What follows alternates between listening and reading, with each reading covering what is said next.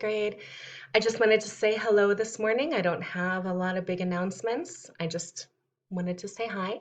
Um, I wanted to let you know that you guys are doing a really great job. Everybody's getting into the work they need to do. They're asking me questions. We're getting things figured out, and I have been so impressed with the job that you guys are doing and the things that you're getting done. And I love those of you who have just been sending me personal messages to say hi. I really appreciate that. I miss you guys so much. So it's really nice to hear from you. Um, so as for me, I just got back from the grocery store. It is cold and wet out there this morning.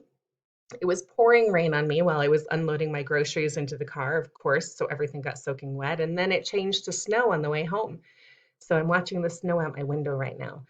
And my neighbors are getting a new roof, so they're getting all of the stuff delivered for that today, which I thought is a terrible time to get roofing supplies delivered. But I guess things must go on. So that's what's going on outside my window today.